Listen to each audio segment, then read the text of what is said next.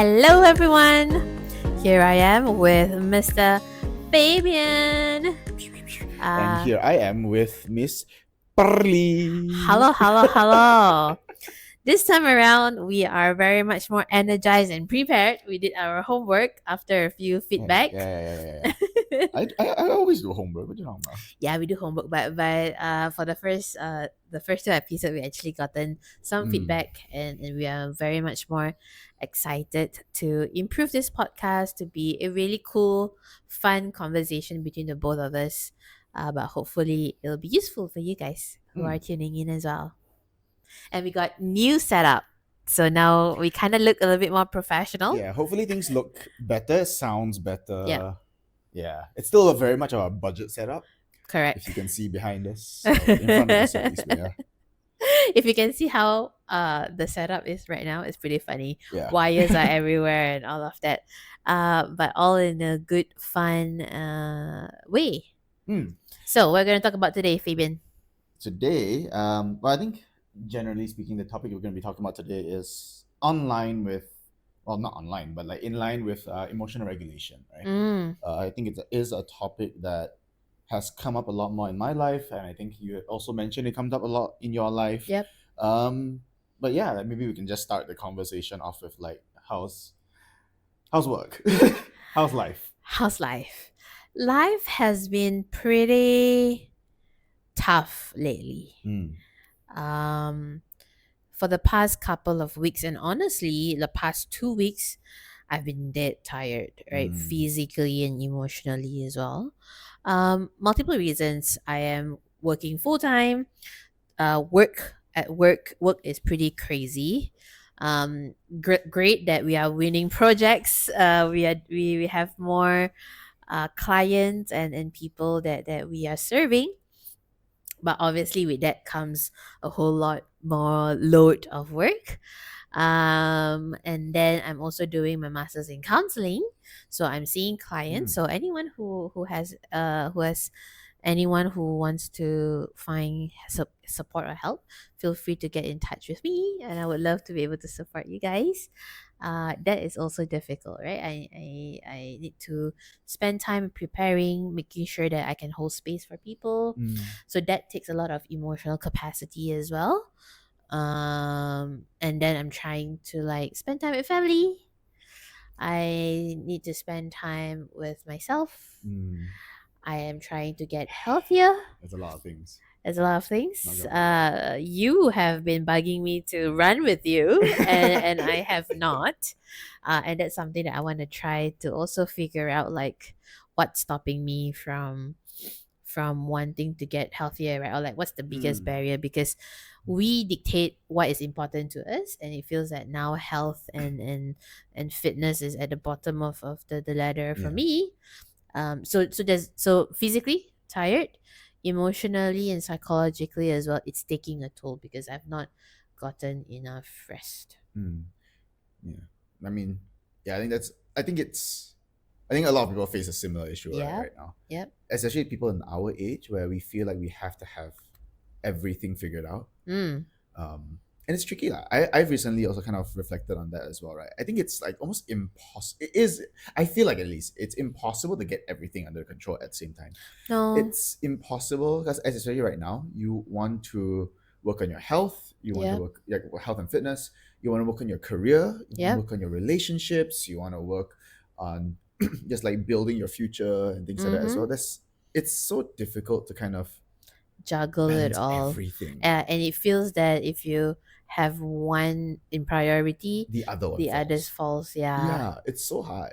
Like I realize as well, if I'm spending more time in my relationships, either with family or like significant others and stuff like that, my health goes down. I go to the gym a lot less because I need to spend time with them. Correct. If I want to focus on my career, the other two also falls down a little bit more. Right. Career just takes up a lot of time as well. Yep.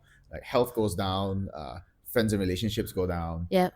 And it's just this weird balancing act. balancing act of these like 3 Yeah. meters of things going Correct. up and down, right? Correct.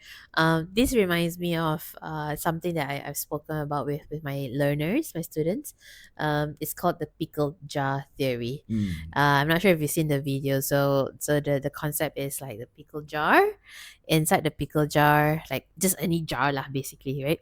Yeah. You put like big golf balls first. Mm. And those golf balls represents your main priorities. Yep. So your health, your career, your family, your relationship, right? And then then only you put in the smaller stones, the smaller pebbles. So things like, another new project that you want to work on to improve yourself. Like for Mm. example, maybe this podcast is like another pebble and not like a big Yeah. golf ball in our lives, and then all of that.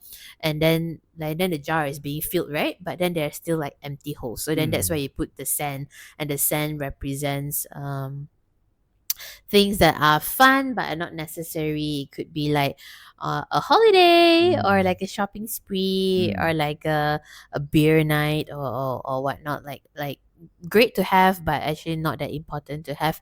That food gives your life a little bit more fulfillment, a little bit more fun, and all of that. So that's a good reminder for us, like Yeah. figuring out what are the golf balls Mm. in our life. Yeah, and I think Priority. the important point of that video, I think I know exactly what video you're talking about. It was also saying that if you were to prioritize your things differently, for example, like you end up putting sand first, which is Correct. like all the smaller stuff, not as important, but you put that first into your jar.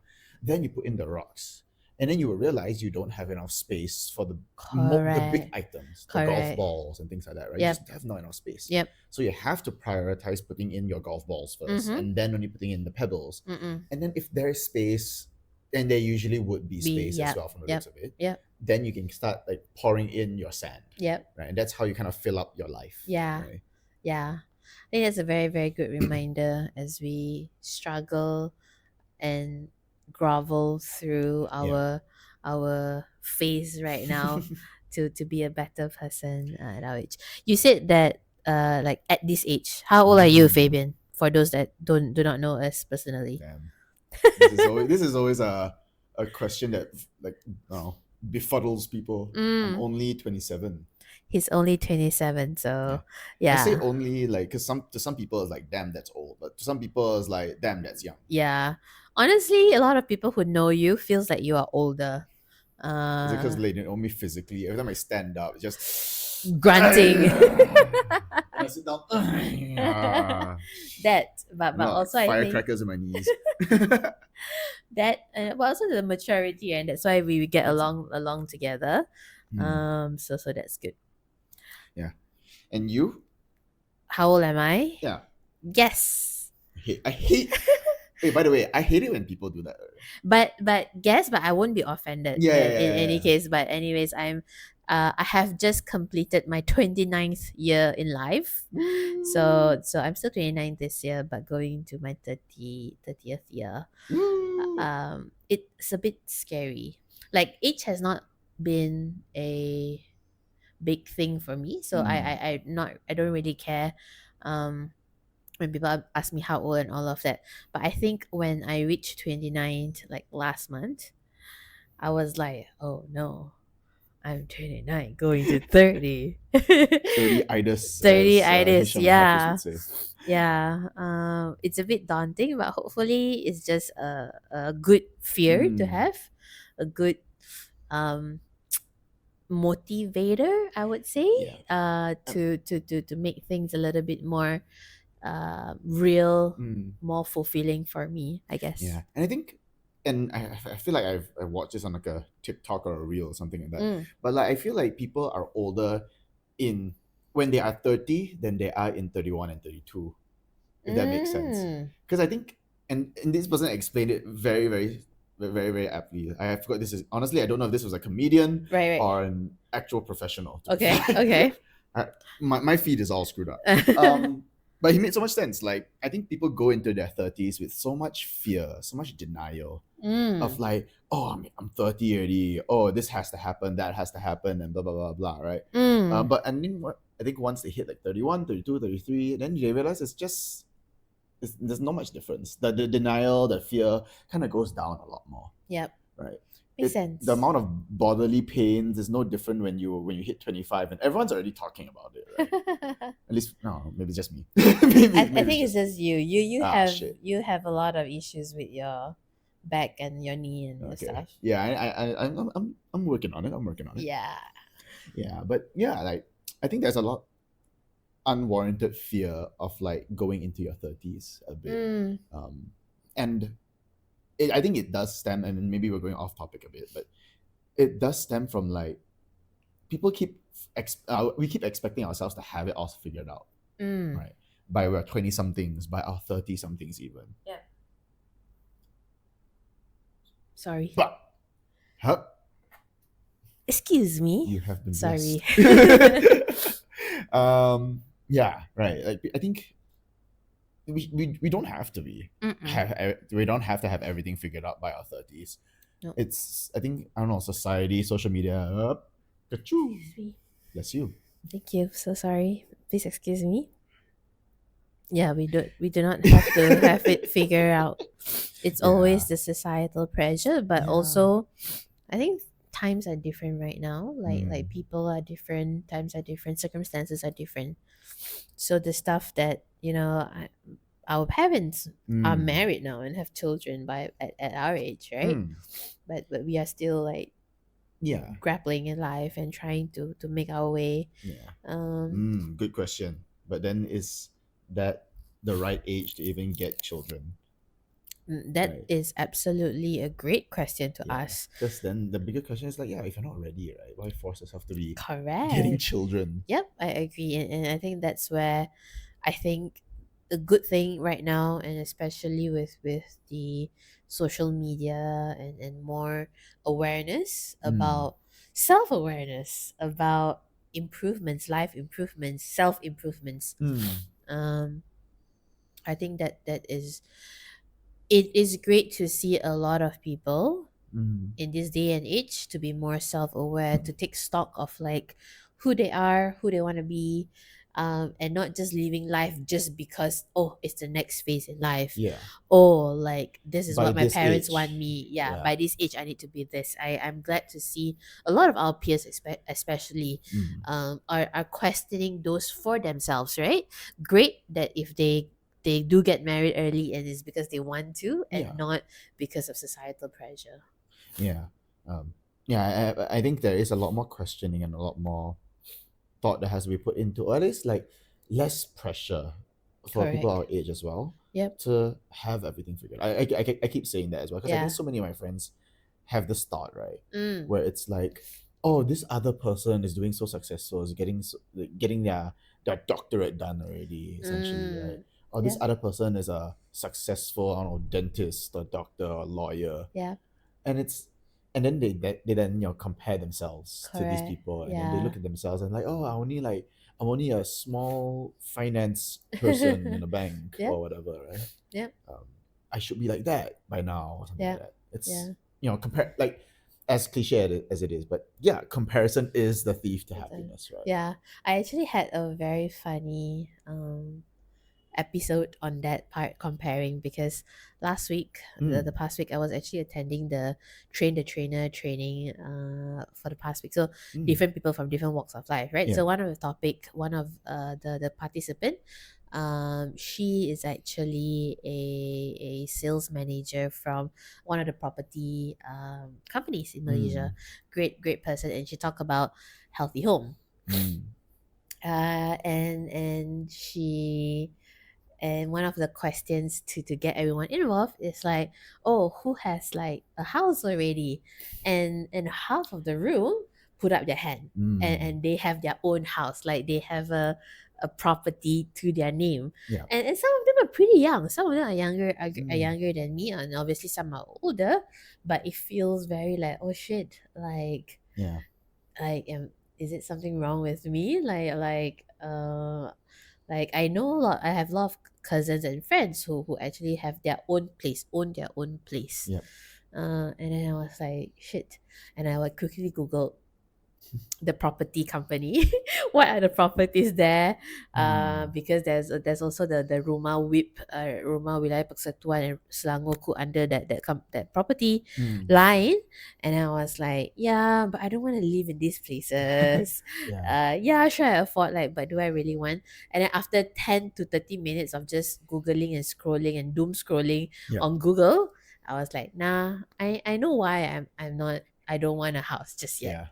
And then but then I had to have that 30 minutes of like panic slash stress. Mm. And then after that I could like take a step back and be like, it's okay, Pearly. Mm. It's okay. And you know why that you don't want to get a house right now, and it's Mm. okay.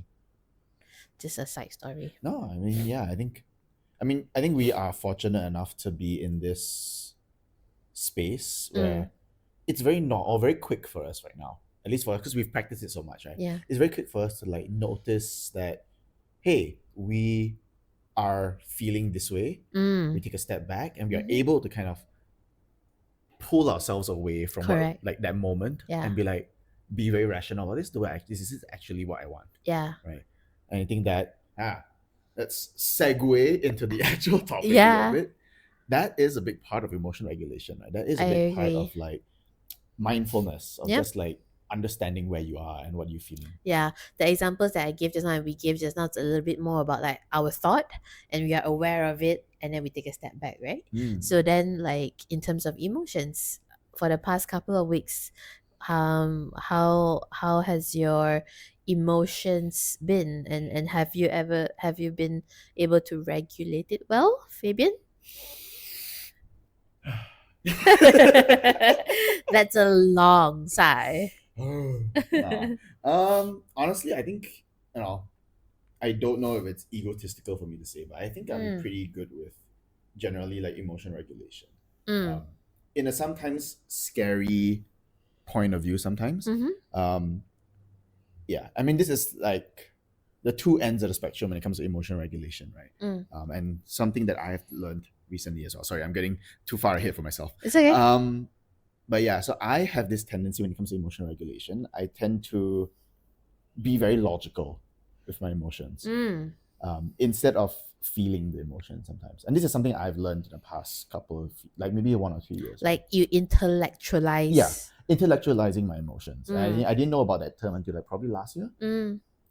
So instead of dealing with my emotions, and I think working where I'm working right now, sometimes there are days where it's just very tough, Mm. right?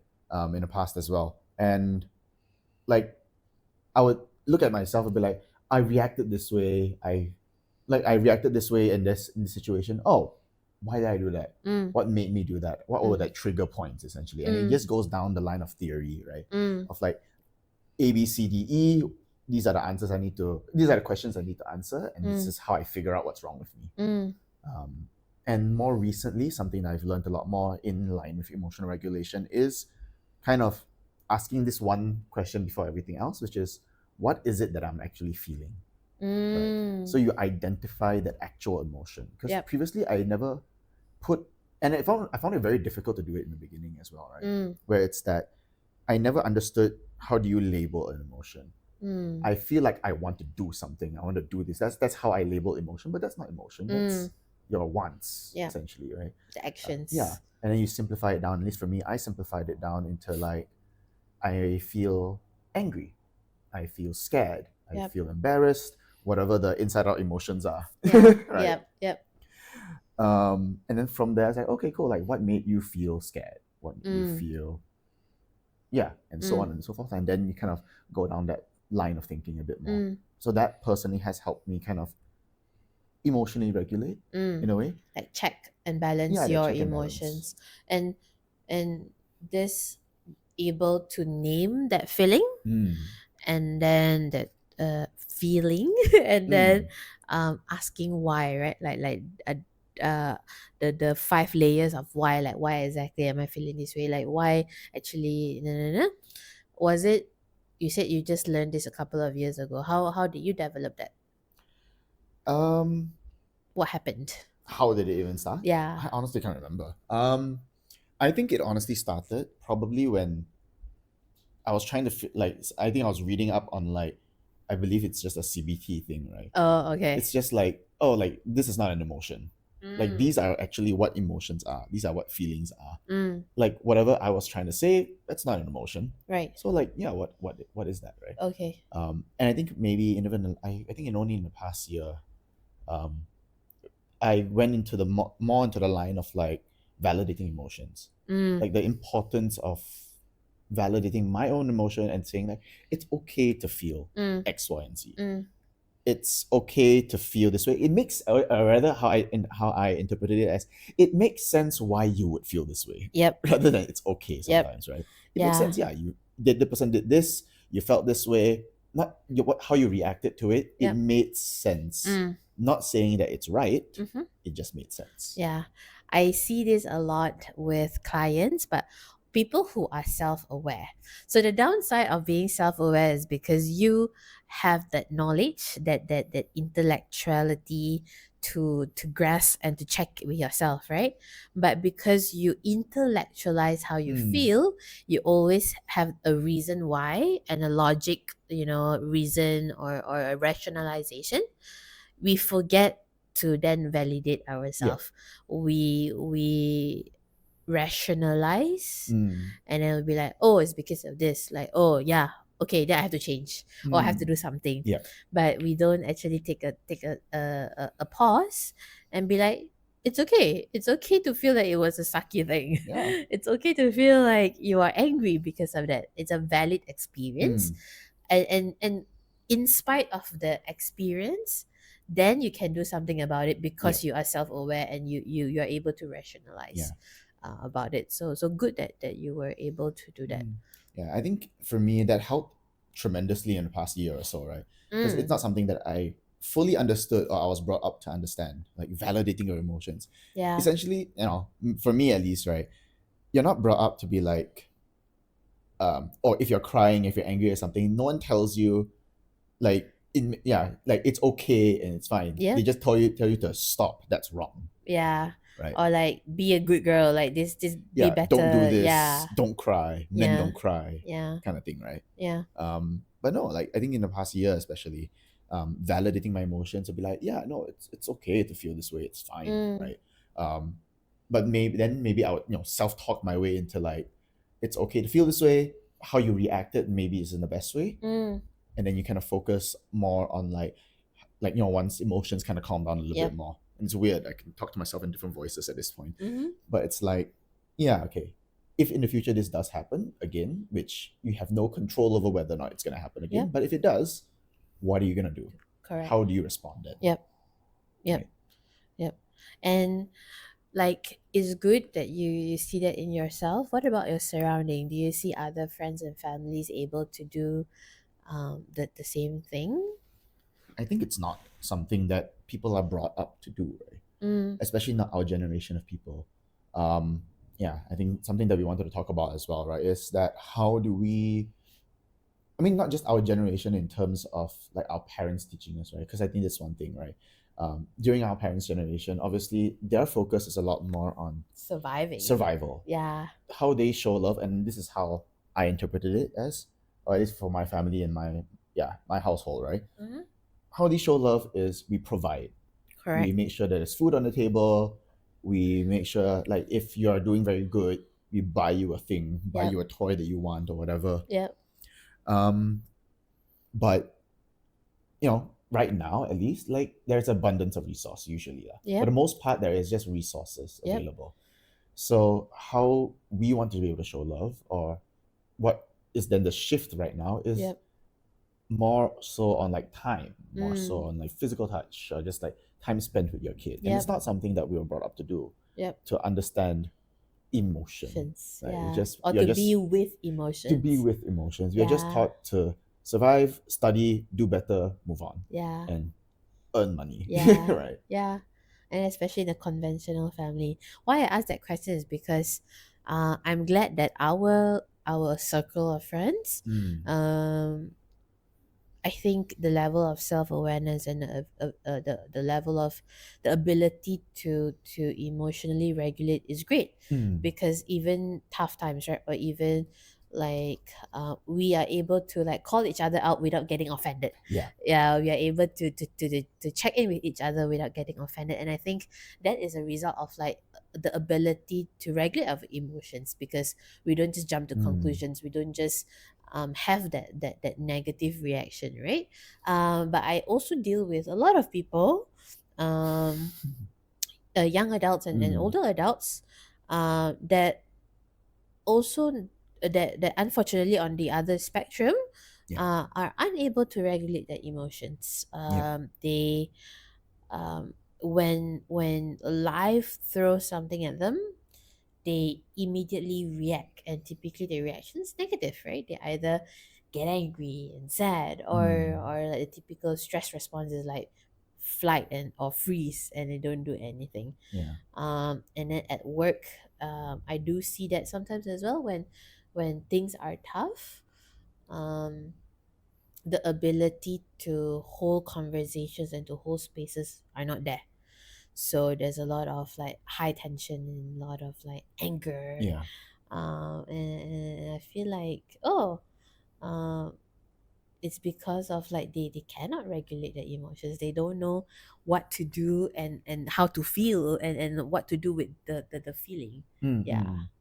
No, I mean, yeah, I think I personally know quite a lot of people like this as well, right? Mm. They don't know how to feel, because feeling is uncomfortable. Yeah. Yeah. Like feelings are scary, feelings are not comfortable, right? Yeah. And I think in the worst cases, like Mm. people tend to fall back on very like maladaptive coping mechanisms, right? Yep. Like they go into drinking, they go into drugs. I know like people who just like are rage, no, maybe we're not raging alcoholics yet, but they are like on track to be, right? Right. If anything goes wrong, their first thought is like, I need to go A get good a drink, drink. Yeah. right?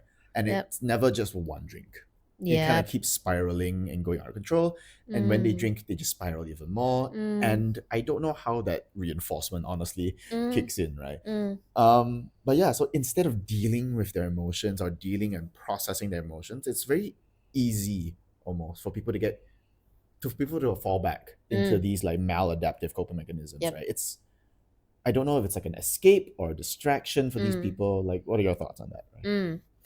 Um, I agree. Um, a lot of the things that we do Mm. right now is a form of coping mechanism, and especially when we are unaware, Mm. when subconsciously, what we do and what we say, are a reflect our reactions, it is typically a coping mechanism. And maladaptive just means like it's a negative or an unhealthy coping mechanism lah. Mm. And I agree. um, People who are conscious about it would still react negatively, just because that's how they are used to it. So unless you actually take time to reverse it, Yeah. and to make it healthier, it is pretty normal. And a lot of our coping mechanism, and Mm. maladaptive especially, comes from our childhood. And Mm. obviously, right, like as we grow up, and even into an adult, as an adult, then it just strengthens it lah. It is just reinforces the maladaptive coping mechanism, right? But a lot of our coping mechanism actually comes from our childhood. Even the ability to regulate emotions, Mm. it's actually because of our experiences during our Mm. childhood as well. What do you mean by like how do we learn about? Because obviously children you can't drink, right? Yeah, yeah, yeah, yeah, yeah, yeah, yeah. So how did it come to a point? I mean, I don't know if you would know this answer, and this is more of a curiosity thing, right? Mm, How does it come to a point where a person just decides, well, drinking allows me to avoid my problem, and therefore I'm gonna drink to avoid my problems, mm. right? It's not something that you teach as a kid usually. No, you don't. But at the core of drinking, Yeah. like alcohol, the core of it is escapism, right? Mm. Because if I drink, I don't have to think about it. I have fun. I'm inebriated, so Mm. I don't have to feel. I don't have to think. Mm. And that may look like alcoholism is for adults, Mm. but maybe as a younger adult, you escape by playing Yeah. games. like things that are available to you, right? Things that you Mm. are used to. Because now that you're an adult, you work, you can go to clubs and bars Yeah. and drink, When you were but younger, you can't, you right? can't you So can't you, afford, so you yeah, find other ways, right? You risk-taking um behaviors and all correct, this kind of thing. correct. Or like, or some people, the simplest thing, like just watching Netflix or on TikTok, Yeah. and actually don't want to like meet other people, and just trying to not think and not feel. I think that just drew a very, very scary picture in my head. Because Mm, what that drew in my head is people going from one escape to another escape to another escape to another distraction over and mm, over again, right? You go from drinking, eventually you will think about these things again. yeah, So like you go from drinking to waking up hungover, feeling bad for yourself, immediately going to the next escape, social correct, media or TikTok correct, or the next drug or the yeah, next clubbing yeah, scene or yeah, whatever it is. You keep going from one, one escape to another yeah. escape to another escape, escape, right? But actually, sometimes this escape don't have to be what don't necessarily have to look like a negative thing. Yeah. Doesn't have to be like alcoholism, right? So for example, in my personal scenario, my coping mechanism and how I escape my feelings and my dark days is I don't want to be alone. Mm. Because being alone, then you have to deal with the monsters in your head, right? Yeah. The questions in your head, the sadness that you feel. And I typically busy myself.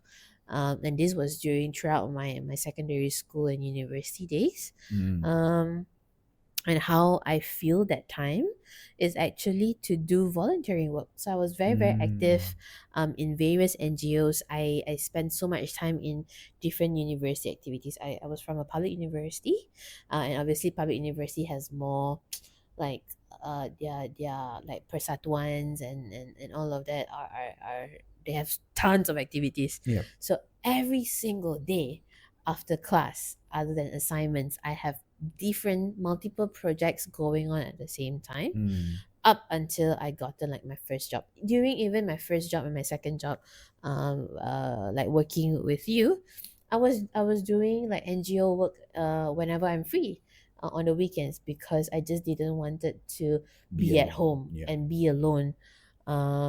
And only for the past, I would say, 2020 and 24, like 3-4 years ago, Mm. then only I started to like be okay to be alone. Now I still struggle sometimes, but it's so much better. Mm.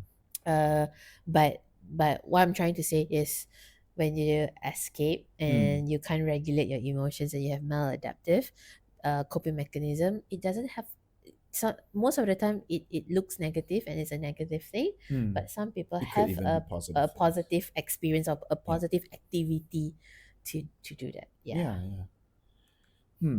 I think, and this is just me immediately reflecting on it right now, Mm, right?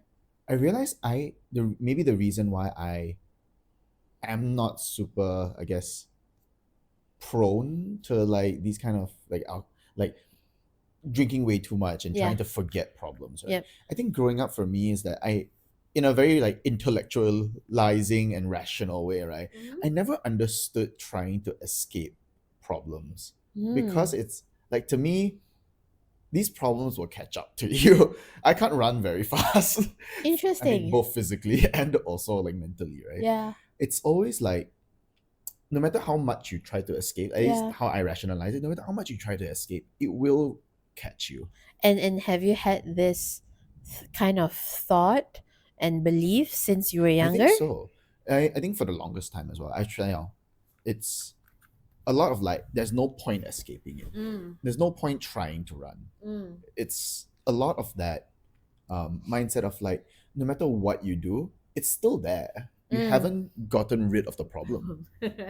You might just be adding to the You problem, might just add to the actually. problem, right? Yeah. You're just probably making it worse, right? Yeah.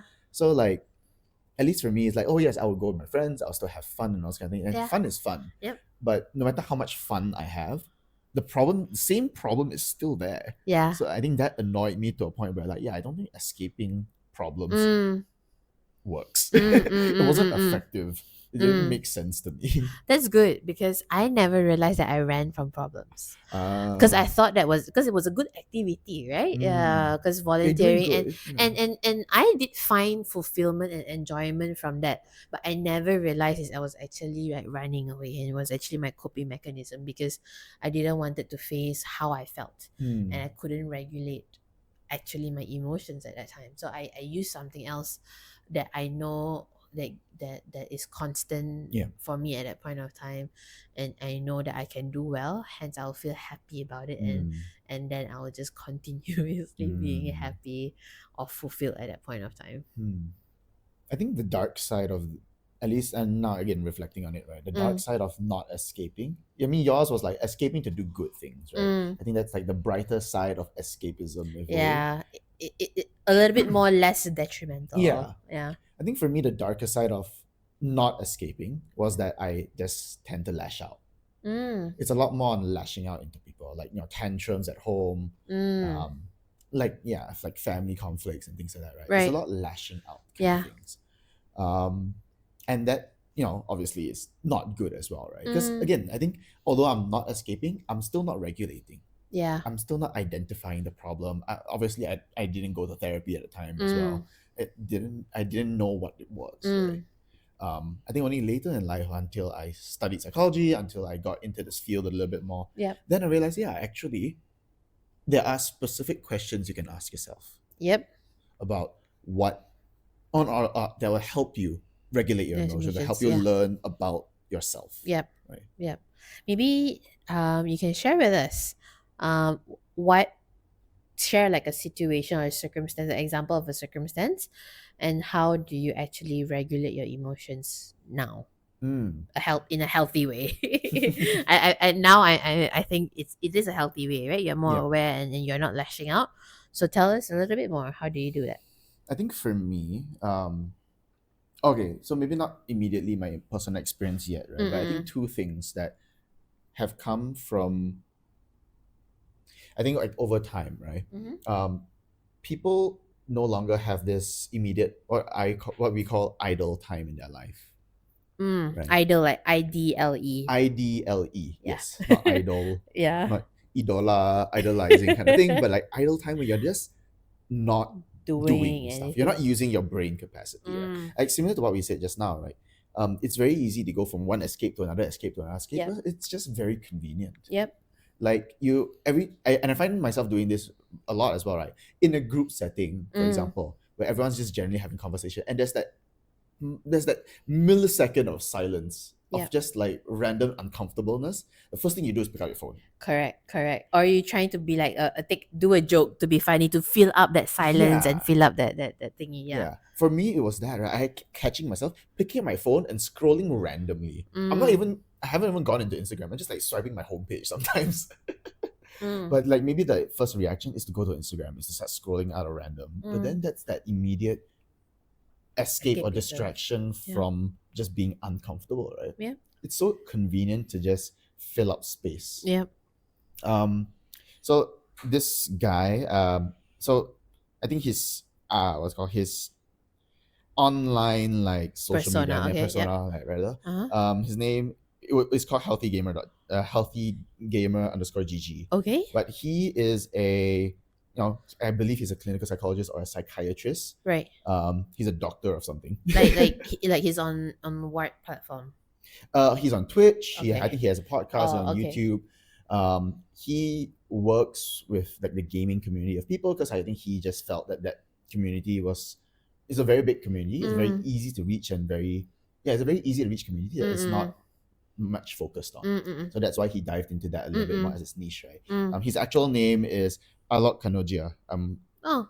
I hope I'm saying his name right. Later we can figure out how to link his profile or whatnot, so then you can Yeah, get to know this person. Yeah. yeah. He has a very like, I guess the way that he explains things is very, very interesting as well. Like, he explained Mm. idle time very, very well, or like processing emotions, and how over time we've just lost the idle time to process emotions, right? He explained that, like, our brains were just not built for society nowadays, right? Mm. Basically, because, as like, if you look all the way back then, right, when you have to work. A lot of your work are laborious work. You Yep. carry stuff. Maybe it's just like weeding baskets or just like sewing things. It's Yeah. stuff that To don't survive, to survive. Just do activity, like activities, physical right? activities Yeah, to survive. that's work back then, right? Yep. Now work right now it's a lot of brain work. Yeah. So you don't have a lot of idle time for you to just like think about life, think about Yeah. what has happened in the past. When you're like Yeah. weeding baskets or sewing stuff, it's very repetitive and carrying things as well, right? Yep. For long distances, right? Or you're just going on walks or whatever. Yep. You have nothing else to do but to be with your thoughts, Yeah. right? But right Yeah. now, our life is so occupied and filled up with Yeah. things that does occupy our brain, Yep. so we don't have time to process, Nope. and it's just not part of the routine anymore. Nope. It's just like back to back Pop, until pop, pop, pop, you pop, yeah. fall asleep. Even you fall asleep, that's why some people struggle with sleep Mm, and anxiety, right? Because your brain is just filled with like, what's next? What do yeah, I have to do? yeah, What's up my calendar one next? hundred percent. And like at least for me as well, right? Like that was a very very unhealthy thing that I used to do and I still do sometimes, which is Mm-hmm. like I'll watch a video until I fall asleep Yeah. because that distracts me until I fall asleep, Yep. essentially, right?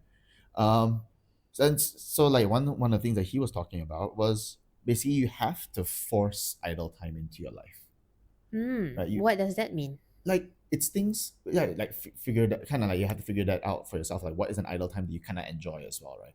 So it's things like going on walks, for example, going to the Mm. gym. Hiking is a really really good one, where Mm. it's stuff that you don't really use your brain.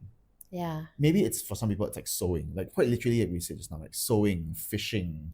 Yeah. um All these it's random hobbies that we think it's random because we are not used to it, Yeah, but it's actually just to be with yourself. yeah, just be with yourself, be with your thoughts, and you're kind of forced to, you can't go anywhere when you're fishing, for example, right? Yeah. I mean, you can't, you don't want to be like fishing and listening to music or watching a video. Like you're fishing Yeah. and actually like sitting there Yeah. and like letting your brain process whatever just Yeah. happened, right?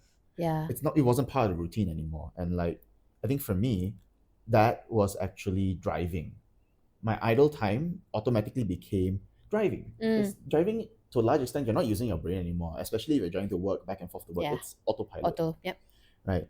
That's driving became the only space where I started doing voice journaling. Oh. So voice journaling like was the first thing that I got into to process emotions. Right. And I didn't even go into it with that thought, right? I go into it with like, hey, I want to like vent, Mm. but I don't have a safe environment to vent. Yep. So I find myself talking to myself a lot, Mm. but I find myself talking with a lot more rationality and a lot more sense when I know I'm being recorded. Oh, okay. It's quite weird. So you're not just like rambling for no reason, but when you voice journal, Yeah, it feels that you are actually processing it. yeah. It forces me to speak in a way that has structure, Mm. right? I don't know why. It's weird for me, I guess. Mm. Like maybe some people can relate, right? But voice journaling became the space where like, oh, like this happened, this is what I felt, this is what I feel about this topic. And sometimes it's not about what happened in the past. Sometimes it's just like a very specific topic about, hey, what do I want to do in my career? Or Mm. hey, this thing made me sad, this Why? thing made me happy. Yeah. What do I find in a partner?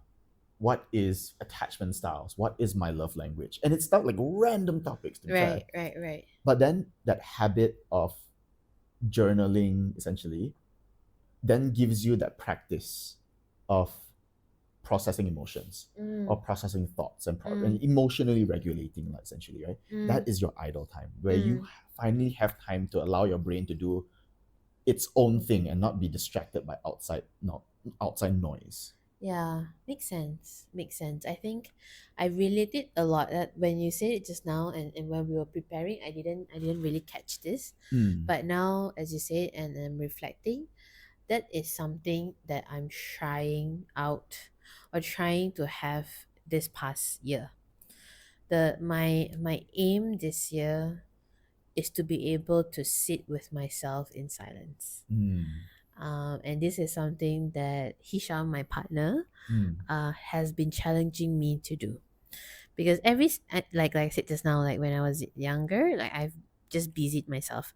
So even now, when I have free time, I would say like, oh, I need to do something for my parents. Mm. I need to clean the house. Yes, sure, I do need to do those things, but those things can come at a later time. Yeah. I don't have to do it immediately. And I am trying to be okay just not doing anything. Mm. And this not doing anything should then be a sacred time for Yeah. me to process whatever I've gone through, right? And I think even more important for me at this moment, because life is so busy, life is so tiring. And some days where I have a tough day, or I had a very difficult issue at work or whatnot, I'll feel sad, and I'll feel angry, and I just cry like on the way home. Mm. But because I don't want to deal with that, I just Mm. like, okay, done crying, tearing up. But then I after that I didn't sit with myself, and I didn't really process it until like another thing happens Yeah. and it crops up Yeah, again. it brings it back up It again. brings it back up again. So yes, I was able to control myself. So there was some self-control, but there was no processing of Yeah. those emotions, and then it comes back up. Yeah. um I think that's where, like, maybe just me thinking about it now as mm, well, right? Self control is not emotional regulation. no. Self control is essentially also just avoiding the problem, right? Yeah, for me, I think self-control is your ability To stop. to stop, for you to not Yeah, overreact, for to not you to spiral not essentially. spiral, to also for you to hopefully not go into like that negative coping mechanism lah, because Mm. you don't run away, you don't escape and whatnot, right? Just like the ability to reel Yeah. yourself in and not Okay, that's react fair. to the situation. Yeah. That for me, that why self-control is important, because at the end of the day, life still needs to go on, Yeah. work still has to go on Yeah. during the day. You still have to deal with people. So hence why self-control is important. But then self-control cannot be the only Yeah. thing that you do or that Yeah. I do. No, I Yeah. agree. I think I take that back a little bit. Self Mm, control is part of emotional regulation, I would say, mm, but it's not processing the emotion. correct. I think it's It's it's a like, good step one. It's the yes. first part of it, Yeah, right? it's like Like, the pre yeah, no, 100%. goal. Because Yeah. like first part of regulation, emotional regulation is identifying the problem. Mm, You have noticed that, hey, I'm feeling this way, but then you also said, I noticed I'm feeling this way. Let's stop. yep. But rather, like, maybe the next step is like you start processing Processing it, it. right? Yeah. Yeah. Um how so if there are days where you don't have time to, or you don't feel like voice journaling, Mm. what do you do? I mean, for me, and maybe this is where I almost disagree with trying to force time to journal, Mm. right? Because, like you said as well, it's like, oh, you create a sacred space or time slot in your calendar Yeah. where you sit down and just be with your thoughts. Yeah. I think to me, that's very difficult. For me, Okay. lah, right? Um, because I also just like to be doing something. Yeah. But With your then, ADHD brain as well. yeah, like I just need to keep doing something, right? Yep.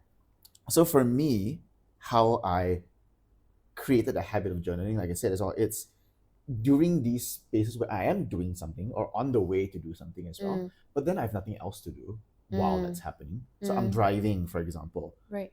I have nothing else to do but to be with my thoughts. Yourselves. So sometimes I don't listen to music Yeah. and I'll just kind of talk Yeah. and process emotions. Yep. Sitting in jam is very annoying. Yep. Sometimes you're in jam for like 40 minutes, Yeah. right? So you're just there, nothing else better to do. So just have a one-on-one podcast Conversation with yourself. yourself. Yeah. You're podcasting towards Yeah. yourself, right? Yeah. Sometimes it is in the gym. Instead of listening to music or instead of listening to podcasts, then you start just like, and maybe hopefully there's no one around that you can kind of talk to yourself a little bit. Mm. But if there is people around, don't talk to yourself too much, or at least don't voice out your thoughts. Yeah. But then you also just process like, oh, this happened today. Mm. When this person did this, I felt this, and so on, right? It's Mm. all these things where it's like you create, maybe you would create routines off idle time. You create routines where there are routine activities where there is idle time behind Yeah. them. Gardening, for example, as well. Yeah. Going on walks. I think walks and driving was two things that helped me a lot. Mm. That's very interesting that you say that, because when people talk about journaling, and I know a lot of people who does journaling, Yeah. they actually block out time, like in the morning, like the first thing that they wake up. And if you hear a lot of like the influencers and like important Yeah. CEOs and I wake up business at people, 5 a.m. in the morning, journal yeah, and meditate for 30 minutes, go on a yeah, run. maybe that's a good thing in the sense that it is a good discipline and habit Mm. to be, and a good goal to be at. Yeah. But I think for people like us who now only is trying Trying to to get figure, started. yeah, Yeah. to get started and trying to get things figured out, a good reminder for us is we don't have to be that disciplined just yet. 100%. We don't have to do it every single day at the same time, at the Mm. same thing, and do all of that. It's just trying to first one be self-aware, like, hey, I felt this way today, Mm. like, hey, this came up for me today, and then actually take the time to yourself, and to dig through and process through those times. I typically do that in showering time. Yeah. No, I think like showering time is perfect, right? Like, for Yeah, example, or yeah, like drying your hair. I don't know. yeah. I don't know if you'll burn your hair if you try to do it. Or like you get disturbed by the sound of your your Could your be, hair yeah, dryer. Yeah, but I guess it's a good reminder for us, like, you don't to start off, like, you don't have to have it perfect. one hundred You percent. don't have to have like the nicest notebook or the best way, like Fabian. I've never heard of people voice journaling, but Fabian like shared, and maybe that's something that you can do as well. 100%. I think I would enjoy that as a just like Yeah. talk to yourself, right? I don't like journaling on the book because I'm a bit weird, like perfectionist. So Mm. whenever I see my handwriting is different from one page to If they page, rewrite it or yeah, whatever I have to else. rewrite it, and that's not a good thing actually. That Same. that That's why I don't. I can't write anymore. I don't write. Writing is hard, man. because the essence of journaling is Yeah. just for you to process things, and writing your font size and your writing should not change that, but that is an irk, a weird thing of mine, and I that's why, and it's stopping me. So hence Mm. I should find alternative ways, like Yeah. voice journaling, just to Is process it yeah. through. I think for me, journaling is not sitting down with a notebook and writing down a whole page of things, right? It could Mm, just literally be like one line sometimes if you want to write it down. mm. I know there's like a very famous journaling book called A One Line a Day Journal, for Okay. example. Okay. You just literally like they ask you one question every day and you Right. just write like a sentence or whatever, right? For Mm, example. There's a mm. lot of like books out there that guides you into how do you want to journal, right? Okay, so as long as you start doing it, plus the fact that you are actually taking stock, like actually Yeah. processing it, I think like that's the main point. reflection. Right? It doesn't Yeah. have to be a specific action of how you do it. Yeah. You could journal without writing anything, honestly. Mm. But I think like writing it down or noting it down does help you, like Yeah. force you to process it It's in a more structured manner. powerful. Yeah. Yeah, it's more powerful. Mm. Yeah. But I guess a better question as well, because I find myself doing this a lot. I Mm-hmm. tell people to just start journaling, which is what we're trying to do now, right? Yep. Like we just tell people, oh, go do journaling. Journaling is so good, and therapists will always tell people this as well. Yep. Just go do journaling. We see also these social media influencers. Yep. Go do journaling. It's so good for you. Da, da, da, da, Yep. da. But no one actually explains What? what is journaling. Like, what do you actually do, right? Yep. So hopefully that also kind of gives into perspective of that. Yep. Personally, I think one thing that Mm. people always get wrong about journaling in Mm-hmm. a way, and I use wrong in a very loose term as well. Mm-hmm. But one thing that scares people away from journaling Mm-hmm. is that they feel like it has to have an outcome. That's a very, very, very important Yeah. thing. It doesn't like point No. is it doesn't have to have an outcome. It's No. not a pro con list that you're trying to create. No. The whole point of journaling is to, like, similar to the idle time example, right? Yep. To create this space where you have time to process. Correct. Correct. It's good. I think you don't have to have an outcome, but you need to have an intention. Yes, intention is important. Yeah. The outcome of it is not it's not necessary. Like you're Yeah. not supposed, you're not, at least you're not expected to read back onto your journal. Yeah. It's a fun thing to do once in a while, but most of the time you'll cringe at it. 100% you will cringe at it. Yeah. But you don't have to, and most of the time you're not even expected to read back on Yeah. your journal. Yeah. I think that's a very, very important thing. A lot of things that we do nowadays, it always feel that it has to be an outcome. You do this because you want to get healthier, you want to lose weight. You do this because you want to get a better career, you want to get money, you want to buy a car, blah, blah, blah. It's always outcome driven. In certain contexts, it's useful, it's supposed to be that way, but it's a good reminder, thank you Fabian for that, is when you start journaling, you don't have to think about the outcome. Yeah. But what is more important is the intention. 100%. Why are you journaling? What exactly do you want to process today? Yeah. What came up for you today that you want to focus on? So setting intention. Yeah. I think another thing that a lot of us tend to forget and make us scare away from like journaling is actually like you can start small. You don't, like Fabian said just now, you don't have to write a whole 1 pager, 2 pager. I know some, like some of the friends that I and colleagues that I know, they journal a lot, so they have like a proper nice notebook. They have their own techniques and they have shared with me like how do they do, and it sounds a lot, and it Yeah. sounds like it takes so much time and it's scary, and it feels just like, oh, I will never be that. It's okay. You don't have to be whatever you see online and whatnot, right? You can start small, like Fabian said. Start one line a day. Yeah. One line a day. And sometimes it's just about training that muscle or just building that habit, right? It's it's like the concept of going to the gym for some people, right? It's that you don't have to sit in the gym for 2-3 hours, right? You could just go in for 30 minutes, go on a walk and get out. And the fact that you stepped into the gym for some people, it's already a win. A massive progress. Yeah.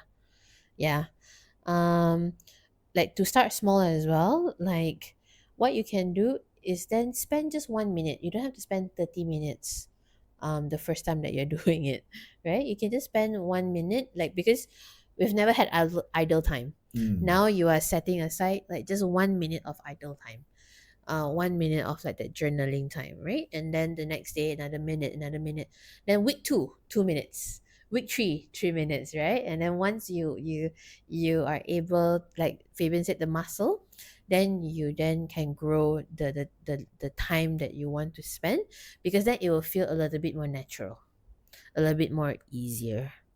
Yeah. Sorry, I think one thing that we maybe can end this thing on as well, right? Is I wonder what framework can people follow when if they are trying to get started with journaling. Yep. Not necessarily write it down again, like any way of journaling. It could be within your brain if you want to, but I think highly recommended there is some form of recording of it. Okay. Not for you to look back at it, but again to force you to be structured on it, right? Yep. Like, so if you were to think of a, I guess, structure when it comes to journaling, or framework, like what's a good framework for people? What for you, like when you process, like what do you do? I think for me, I think I mentioned just now, so I'm trying to Google one of the frameworks that I used to have, but I cannot remember. It's okay. You go first. Actual name for it. Yep. The first one I used was, what was I feeling? I think right now, right? What was a specific thing and I'm feeling, and as much of it sounding like a joke as this might seem to be, sorry, but Inside Out, the movie, Inside Out 1 and 2, is actually a very good reminder of like what feelings actually are. You're happy, sad, joy, joy and happy, I guess. Angry, embarrassed, what was the other one? Anxious, the new ones. The purple one. The purple. Like they don't care, like I forgot. ennui. Ennui. Yeah. So like what were you actually feeling at that time? Like you identify what problem, maybe something happened in a day, for example, and you want to process it. What do you feel? Right? And maybe if you did feel angry, for example, I think there are, like, one specific one that I can remember was the HALT framework. Oh. I love this one. Basically, you ask yourself these 4 questions. Okay. Am I hungry? during that time? Okay. Was I angry? Was I Did I feel lonely at the time? Or was I tired? Maybe not in the specific context of anger, sorry, but like when you react a certain way, Right. when you react a certain way that you don't agree with, and you just like start ruminating on that behavior a little bit, Mm-mm-mm-mm. right? Was I Hungry? hungry?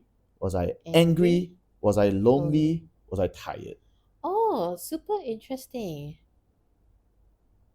And if someone has a different answer to that for, it's okay, right? Yeah, I mean it's okay. Yeah. Like maybe you felt a certain way, Yeah, and then yeah, you yeah. kind of like you also kind of process it a little bit Yeah, further. Right? That's yeah, where you let your mind wander into like, oh, I wasn't any of these four things, yeah. but I was X, Y, This, Z. yeah. Right, and then you kind of allow yourself to just go down that hole of like, why did I feel this way? Yeah. What made me feel this way? Yeah. If this happens in the future, how can I help, prevent it from Mm, happening mm, again? mm, mm, mm, mm. Right. Yeah, that's pretty cool. Another framework that I used last time, or even with my therapy clients, when they don't know, I will typically ask like, "What did you observe?" The first thing, like it's just Mm. facts, right? Like, what did you observe? What did you see? What did you, like, it's more to just defining, just saying what happened flat as a fact, and then from there be like, oh, I lashed out.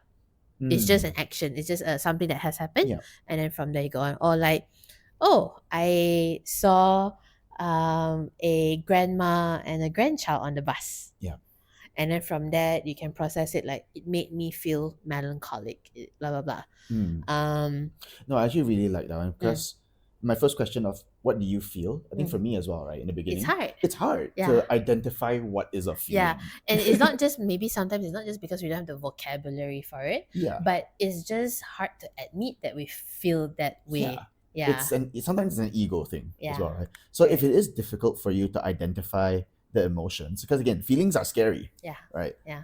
Yeah, go with what happened. What happened? You Just pull facts. yourself away from the situation and just Mm, say factually, this is what correct. happened. What, like a couple of weeks ago, I went to a hospital, for my practicum, and I felt very heavy Mm. after a whole day there, and just felt heavy. I didn't wanted to cry. I just felt like a numb emotion. So I didn't know what to do. So at the end of the day, or like, no, actually not the day itself, I think later in the week only, when it was still very heavy on me. I didn't know what word to use, or like what exactly it is. Yep. Then I just had to say like, I started off with, I went to the hospital. I saw people, old, young, on crutches and on Mm. wheelchair, um, lining up at 7:30 in the morning before counters were open. Mm. I saw old uncles and aunties in the hospital alone. Mm. I saw patients who were angry at themselves and at their family members because of their circumstances. So I had to name just things that I saw, and what has happened, for me to then be like, oh, this is why it made me sad. Oh, this is why I felt so much empathy and melancholic, and all of that. And Mm. later on, only being able to process it. And I did this everything like on the weekend, on the bed, because I was just tired, but Mm. also didn't know whether to cry, or just because I was just down, Yep. didn't know what to do. But yeah, facts. So that's one thing that you can do. Mm. Second prompt that you can ask yourself is feelings, and maybe this one is like, what were the high points of today? Mm. What were something great that happened Mm. today and Mm. made me feel happy? Yeah. You got a good lunch, and it made you did your small dance during lunch, during the eating your food, and it made you happy. Yeah, I think this one's a very good one, especially because you don't want to just be journaling whenever something bad happens, right? Correct, I think that correct. it's also important to think about like, yeah, something good happened today, and then you want Mm. to reflect on that good thing, Mm-hmm. right? Mm-hmm. Correct. And then the third prompt that you can do is more on the insights part. Yep. Getting insights, right? Like, what do I need to do? Like, maybe something bad has happened at work today, and you said like, okay, I need to improve on my communication with person A. Mm. Why? And then from there you can start. Oh, why? Because I've been pretty pissy with this person, and why? Da, da, da, da, da, da. So a little bit more of like what what should I do in the future, like more of next steps, and then from there you can also still process it, because sometimes we are very solution oriented, Oh, so we 100%. think about solution and what's next more often than the past. So it's okay, think forward, but then from there you can process it a little bit Mm. more. um and then the fourth one is a little bit more on actions, where you is related to the third one just now, where you can create a set of things that you can do. What is next for you? Maybe the differences is insights is what have you learned today, what Mm. have you understood Yep. today, what did you interpret today. Mm. Then the fourth part of the actions, third is insights, fourth is action, then only be like, okay, what do I need to do Yeah. next? Like, how do you essentially, yeah, like you said, progress, right? Trying to be mm, better in the future as well. I mm. mean, as much as you kind of want to have that balance between a little bit of not really ruminating, but a little bit of just like reflecting, right? Correct, I and think when you reflect too much and you just keep going down that spiral, that that's yeah, ruminating, right? correct. But you do want to reflect a little bit, like, yeah, good or bad, whatever it is. This is what happened today. This is how I felt. This is like, from all that processing, and that's already processing, right? Essentially, mm, if you just ask yourself, what do you feel? correct, That's already processing, yeah, and because you're allowing yourself to admit that you felt mm, certain ways, and then from there is, like you said, insights. yeah, What is it that you now learned about yourself? yeah, When this happens, I would feel this way. yeah, Cool. Last one, you said action or actions, yeah, reaction, even, right? yeah, If in the future this does happen again, what what do would I be a do? better way to kind of Correct, do it, right? Because we can't control whether or not it's going to happen yeah, again, and more likely than not, it's probably gonna happen again. yeah, yep, So when it does happen again, what are you gonna do? yeah, How would you respond yeah. differently? And also like with this kind of question, especially the insights and the actions part, Mm. typically that's where it helps you to make decisions. Mm. It will some things like pros and cons will crop up, things about like, what do I actually feel about this versus what I don't actually feel about this will actually crop up, and you can take that Yeah. as a way to move forward as well. So journaling is not necessarily just for processing the past, but processing the now for future. Mm. And I think that is also important to 100%. remember. And maybe to close this off a little bit, Mm. I think one small note that I probably want to add, and this is on, again, what I've learned in the past year again, right? Mm. It is that whole validating your emotions thing. Yep, very Just important. because you've processed it one time doesn't mean it's not going to happen again. Nope. We are humans. Yeah, you're going to fall. Yep. But I think the fact that you're processing it, and the fact that although you fall, you get back up, and you fall, you get back up. Yep. After a while, you will fall less, and the period of time where you fall, maybe it's just gonna be longer Yep. and longer and longer. Or right? if you fall, you will not get bruised. Yeah, you won't get so bruised. much. Yeah. You catch yourself before you fall, and Yeah. sooner or later, at one point you'll realize you catch yourself before the actual fall, Yeah. right? But Yep. the fact is that you are going to fall like Yep. a bunch of times before you actually learn, right? So Yep. allow yourself to feel, Yeah. allow yourself to like make mistakes in a way, and it's Yeah. okay, because again, you're human, you're still learning. Yep. You're like, if you do a maths question, for example, you do it, you're not going to do it once, and or like you're not going to get one homework, one question, sorry, And you'll be perfect. and you'll be perfect. You're Yeah. going to still make mistakes. Yep. But with math, for example, you do like, and I give math as a very specific example, because math is one of those things where you have to practice. The only way to learn is to practice. Yep. So you're gonna have to make mistakes. You're gonna keep going at it, and eventually you'll just get it, and Yep. it's just gonna be habit. Yep. Right. I want to throw caution to the wind a little bit and say the opposite side of validating your emotions. I would encourage you to validate your emotions. However, validating your emotions does not mean that your emotions is right. Yes. does not mean that your actions are right. A lot of time, and especially right now with the social media, and a lot of people are really They want to be politically correct. yeah. Things like that. So your experience is your experience. And if it doesn't affect other people, I think it's okay. And you should validate your own experience. However, if your emotions and then the actions that was caused from it do affect people around you, and I think that is also a very, very important thing to be self-aware about. Yeah, I think adding on to that a little bit, not just affecting other people, affecting yourself as well, Yep, right? yep, Because yep, sometimes yep. it does negatively affect yourself, and you Correct, have correct. to have that the awareness to think, when I reacted this way, it may not affect other people at that moment, Yep. but does it affect me long term? Yep. If I keep doing this, Yep. is it a good thing or is it a bad thing? Yeah. Right. Yeah. Because a lot of times I do see people who are lesser self-aware, but maybe they are I don't know, people are politically correct right now, so everybody just like it's okay, okay, gives them a pat on the back and validates their feeling. But for me, emotions do not negate your actions or behaviors. 100%. Like reasons do not negate your you not give reason for you to behave a certain way and act a certain way. So I hope that also serves as a reminder for check and balance as we go through this process Yeah. of regulating our emotions. So I think that bottom line is that we have to be comfortable in the gray area. Yeah. It's never black and white. And I Nope. think that's a difficult thing for people to grasp. Yeah. Right? Yeah. Like I think for the longest time, even for me as well, right? It's a very very rational. Yes or no, yes or no, yes or no. Yeah. But the more that you kind of realize that the have more to that there's go- so much space in between Yeah. the black Between and the whites. spectrum. Yeah. Yeah. Yep.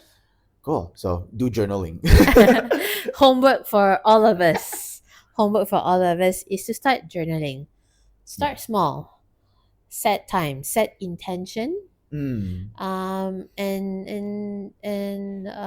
just take one step a day. Like Yeah. I just told my client just now, like, you don't have to be great immediately. You don't have to make so much progress. Just 100%. 0.001 step in front. Yeah. A small little tiny cute little step in front, it's already a good thing. How can you be great at something if you've never tried it in the first place? Yeah, exactly. Exactly.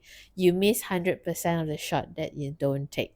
Yeah. There's all the quotes All right the now. quotes. Blah, blah, blah. Yep. So yeah, I think that's it for today. I think we didn't get to go into the emotional regulation when we are a child and what actually are the different factors, what happens with our inner I child. think emotional regulation as a topic is very, very wide. It's huge. It's huge. So maybe that's something that we can talk about in the next episode. But Sure. until then, thank you very much, guys. See you. See you around. See you in the next episode. Bye. Bye-bye.